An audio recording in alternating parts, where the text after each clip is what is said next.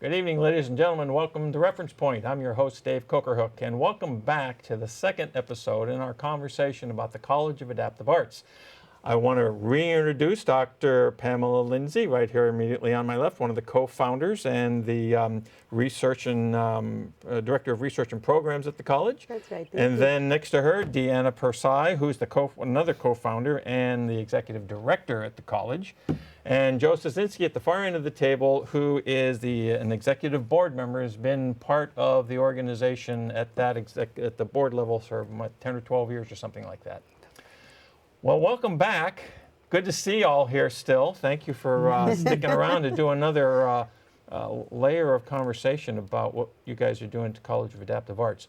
What I want to do to kind of refresh the perspective for the folks who may or may not have been able to be with us at the first episode, I'd like to run that video that you guys showed us earlier, that one from KGO TV, because apparently you just recently had some broadcast news information, there, and I think it's a really good piece. So here we go. Okay. No. Oh, we don't have it yet. Okay, so I get to keep talking, which is good because I'm a great talker. So let's start at the beginning here about the two of you then, Dr. Lindsay and Deanna. Can I call you Pam? Yes, please do. Totally fine. Thank you. We can talk about that. Yeah, I call her story. Dr. Pam because she got her doctorate a couple of years ago. Cool. Yeah, and in curriculum and instruction and higher education curriculum and instruction and special needs adults. Oh, wonderful. And Congratulations. yes, Well, yep. where'd you get your degree? University of Phoenix. University of Phoenix. Yeah, Nice. and it's not a typical area you would receive a doctorate in, and I was able to take part in a really So you creative managed program. to get involved in the creation of a program. Yeah, just kind of direct my study, in how that cool is that? direction with the guidance of Which is kind staff. of like what you guys do at the college, isn't it? Exactly. And she yes. got a prestigious award, the Sterling Award, for her doctorate. It was really awesome. John Sperling Image Award, and that's the founder of University of Phoenix. Oh, nice. Not so unlike what we're trying to do right now, an area of education that's not served. brand new. They're trying to bring it And to because they people were who a need it. pioneer. Yeah. All right, well, what I wanted to ask is if you don't mind, because each of you has a story that ties into the kind of work that you're doing, a personal component to it. And tell us a little bit about that, because I think this is one of the levers that brought you into associated with creating an education program for learning disabled adults. Yeah? Absolutely. Sure, I'll begin. I have a sister who's almost like my twin. She's 16 months my younger, and she's very funny, and she's comedic, and she's artistic, and we I think we have a picture there, Yeah, isn't oh, that? I with, think, yes. you my and sister, her name's Angel. Angel, okay. Yep, and she is very much the more intelligent and compassionate and wise of the two of us. Oh. And she happens to have Down syndrome. Oh, okay. Yeah, and so we grew up together in the Midwest, and we had a lovely upbringing, and we were kind of like partners in crime. My mom took her everywhere, and so we just had a beautiful upbringing. And then I went off to college, and she stayed at home, and I didn't really think too much of it. And I would come home. The first summer that I came home from college, she was cleaning tables and had a job coach. And I thought, oh, cool, that's what happens to adults with disabilities. They get a job, they have a coach, and everything's good. And I came home the next summer, and she was sitting around, and she had gained like 30 pounds. Oh, wow. And she was sitting around watching TV and eating a lot of chips. And I was like, Mom, what happened to the program? And they said, Mom said, oh, the budget's cut, the program isn't around anymore. Ooh. And so little did I know how tenuous the world of adults with disabilities really becomes after they're mandated out of school at age 22, like Wow. night and day. And so it really hurt my heart because I felt like I was going off, getting my degree, getting a job, living the good life. And I would come home, and where we were from, she had one option to attend one day program across two. That's wow. it. Yeah, Wow. and it wasn't accentuating her abilities. Right, right. And Dr. Pam, how about you? What was your exposure? Oh my goodness. Well, I've always been in the world of theater arts and performance and really also education, but the two fused when my daughter was diagnosed with autism. Ah, okay. And she was 9, and we started working together for a couple of years in independent study because she still hadn't access to reading skills and her writing skills, and trying to open those things up and the cognitive skills required to get something from her wonderful imagination down onto the paper, you know, and different things that are needed, writing readiness, and it doesn't just happen when you just study something for a period of time. Sometimes there's real obstacles there or gaps that have to be sealed up. Taught, retaught. So I worked for about 10 years with families in developing creative curriculum for students with special needs.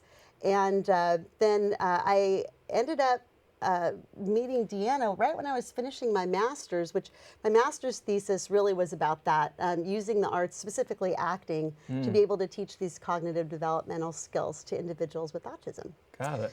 Very cool. Yeah, and so when we met, it was just kind of a perfect synergy. And I had been thinking about college opportunities for a long time, ever since my daughter was thinking about what she was going to do.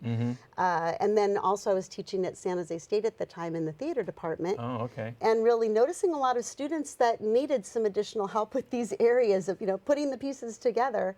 And so the more that we talked about it, the more we realized, yeah, let's just go ahead and do it. Let's make it happen. I Yeah. think you said something real interesting that I hadn't thought of in those terms before, but that was finding the way to move what the imagination, the thoughts that are there and present, and the skills that are present, and get them externalized. Yeah. And there can be gaps in the process, and that's what the college is really there to help people with, is to fill those gaps, or to bridge those gaps, I guess is the term. Yeah, absolutely. We have this liberal arts course of study, but the way that every class is taught is moving students through a trademarked instructional model called the ARTS model, which is accessing, responding to, transferring to as independent use as is possible that day, or just more personal use, and then sustainment of concepts.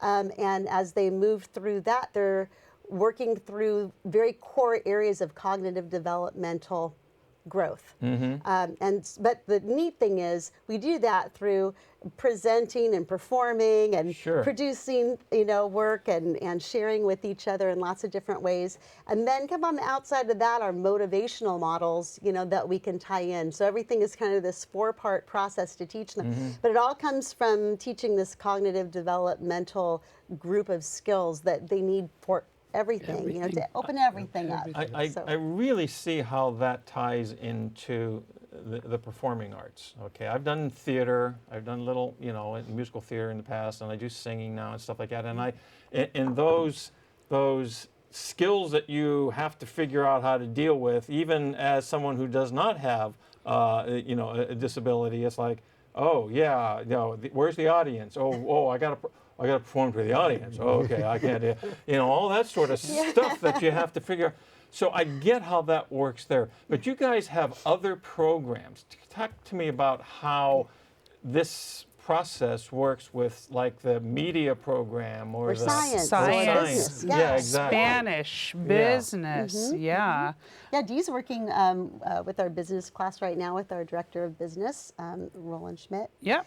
And the students approach it very The similarly. same way, yeah. we use that same model. Yeah, the arts model. They access the content. So this week we're talking about resumes and reviewing resumes. So we're presenting resumes and we're kind of going through them. Then they respond. They say what they like and don't like. Then they'll transfer it. So we'll talk about starting a new resume or taking what they want and putting it in their resume and then showcasing and sustaining. So the beauty of this arts model is it overlays over all this content. It doesn't matter, and it gives, as a professor, I'm a professor, it gives me the structure, but it's got enough latitude that anyone at any developmental level can access it. And so there's just a lot of confidence and a lot of safety in the classes. And all levels of learners learning together. Together. Which is the Yeah. magic Together. of it. Yeah. I always say, how do you bottle the magic? And it's really that, their connections to each other, learning from each other, and Encouraging each other. encouraging Yeah, and yeah. motivating, and then Which is really cool because you don't always see that in places like, your typical No. high school Yeah, or whatever. there's It's no. Yeah. yeah, and Oh, taking away the stress and anxiety. Like, Totally. we're going to leave it at the door. We're going to be glad. yeah, I'm going to leave it at the door. I I'm like gonna that. leave That's it at the good. door. That's Yeah, good. it's a Yeah. theater thing, but Yep. yeah. So the model is really designed for anyone at any skill level to come in and study anything that they're interested in, and any class will have something for them. And the main thing is understanding what engages them and what opens them up, so that they really are excited to learn. So that arts model, as you described it, just seems to me to be an educational model that it could be universally applied in any scenario. Any Absolutely. scenario. Have you seen that in what Joe does a lot of work with businesses and stuff like that, and he does a lot of individual, and he was coaching you guys to help you with get your thing. Do you see this as an applicable process? It's applicable for everything from a learning perspective, because that's what it is. It's learning. Yeah. It really is. It really is the way that probably everyone learns best. Whether you realize it or not is what you're saying. Yeah, Okay. absolutely. Okay. Got it. Okay. So, well, that's very cool. Well, thank you for sharing your personal stories. That was Sure. I really wanted to get this. So let's talk about what you are looking at as you go forward. Now, the group has been there, would you say, I think 12 years, something like that? And it's just in the last 3 years or so that you've really got a solid something that you can point to, and people can sort of say, oh yeah, these guys have been around a while and they're doing these wonderful things because you've got statistics and you've Yep. got Yeah. demonstrable results. Yep. What are your goals the next 1, 3, 5 years? 1 year, we want to be in all the regional centers. That's a big one. And how many Yeah. regional centers are there? 21 in Okay. California. Tell us again what the regional centers are. I think we talked about Sure. that at the last show, but if you could give Oh, us yeah. a Yeah.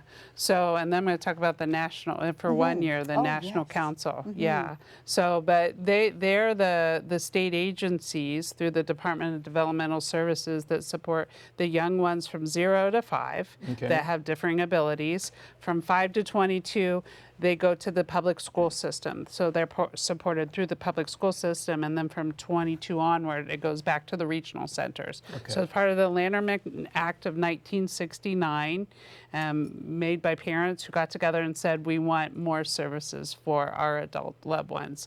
So there's 21 around the state, and we were vendorized in 2016 by San Andreas. when you say vendorized, means Vendorized, what? that means that the tuition comes from the regional center, Oh, so okay. it's not private pay anymore. Got it. Okay.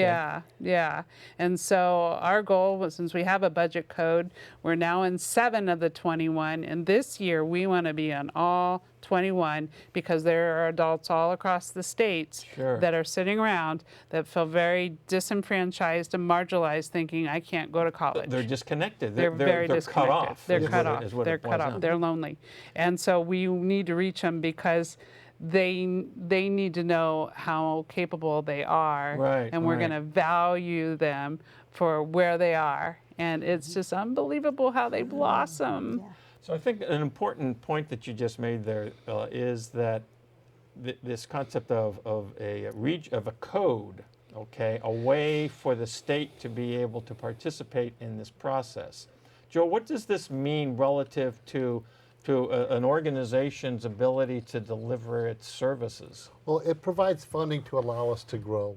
one of the challenges that I always talk about is, yes, that's a funding source, but we've got to have alternate funding sources. We can't be dependent upon the state. We've got to be self-sustaining. And one of my personal goals is in that 3-year time frame to be self-sustaining, because we've got to be able to stand on our own, and that's a key success factor to How me. do you do that?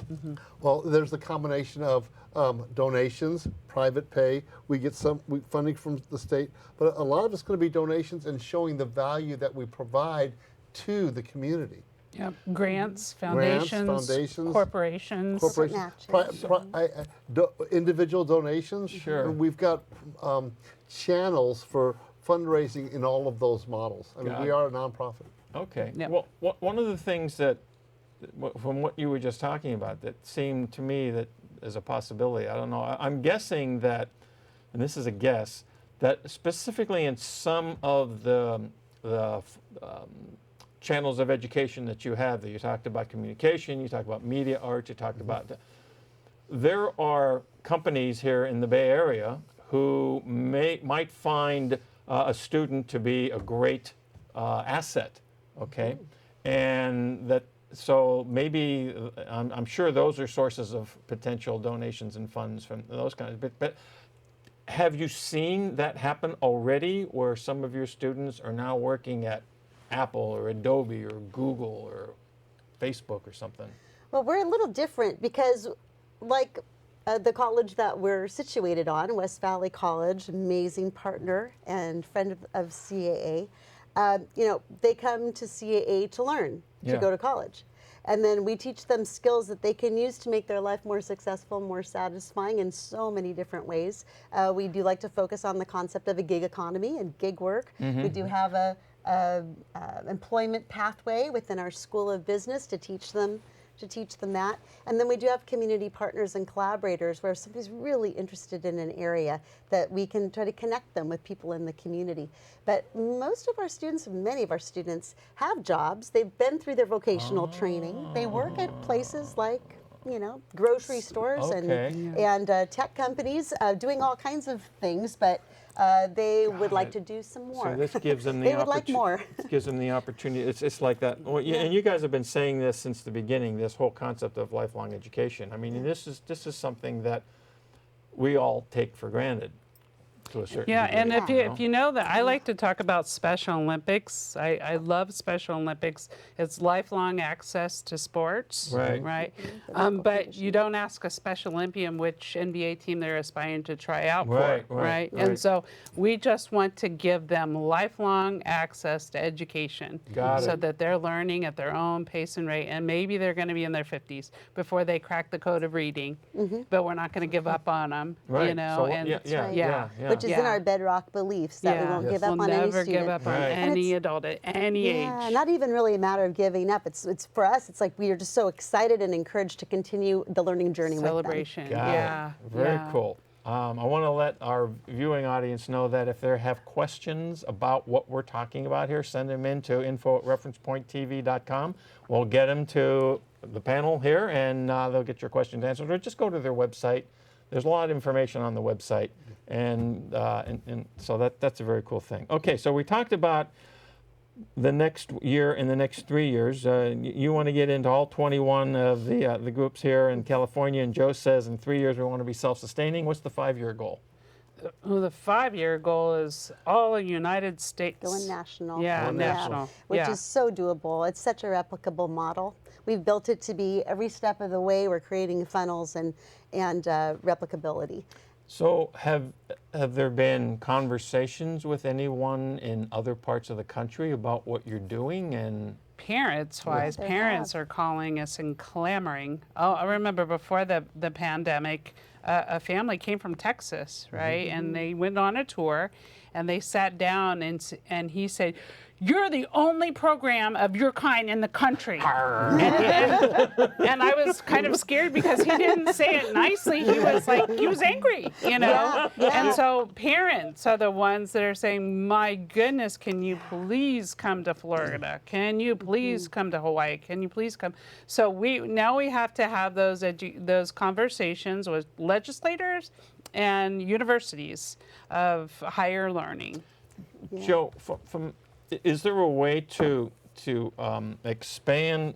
Can the college expand without itself and have locations in other states, or do they have to set up a separate entity elsewhere? I mean, like a franchise thing, or how does this work? We could franchise the model and move it up. The key right now is we've been on West Valley. We started during COVID. Right. So we really need to validate the model and get some time underneath our belt and show how powerful this model is so that we can duplicate it and scale to a, because once you find something that works, everybody's going to want it. Yeah. So the community colleges, the state colleges, the university, everybody's going to want a College of Adaptive Arts model on their campus. So what is it that you measure? I mean, obviously there's the students and how happy the students are and stuff like that, which is a really one that's probably the core. But groups, organizations, other schools and other states are going to be looking at things like, what's the impact on my community? What are my economic costs? What are the the various statistics that they, because they're going to get all into the nitty gritty, blah blah of it, as opposed to what is the really the bigger picture impact, right? So, what is it that gets measured, or that can be measured? That can be measured is the benefit to the community. So we are on West Valley's campus, and in our MOU, we are providing a living learning lab for their students. So we're starting to make relationships so that the West Valley students have volunteer opportunities and get credits and certificates, that they can become associate professors of instruction.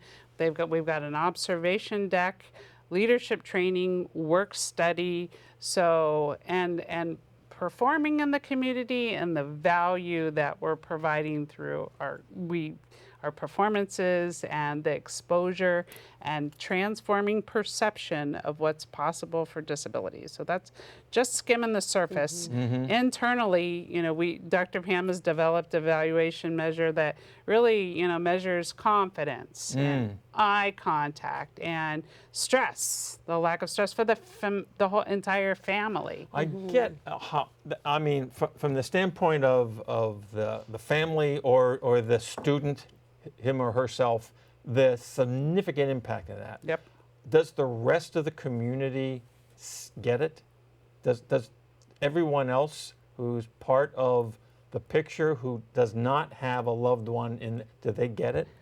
When they see our students, absolutely. We win over another heart and mind each and every time we're in the community. Every time people take a tour, they leave transformed. They leave transformed, because it's just true, authentic, palpable learning for adults that have not had access. Wow. It's the constraint is not once someone's been exposed to the system and the college, they get it. It's getting that exposure to the rest of the community. That's where our challenge is right now. Got it. All right. So that takes me to the question: how do you reach out to the community? How can the members?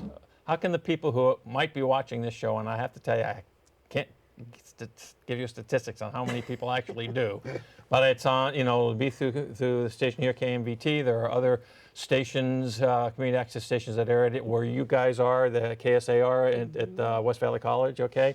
KCAT in Los Gatos, Mid-Peninsula here in Palo Alto. There's a number of them. It's on Roku, it's on YouTube, my show is syndicated across the country. Wow. Okay? So maybe somebody's going to see this and go, whoa, this is real interesting. What can, how can the viewing audience help? What can they do to support or reach out?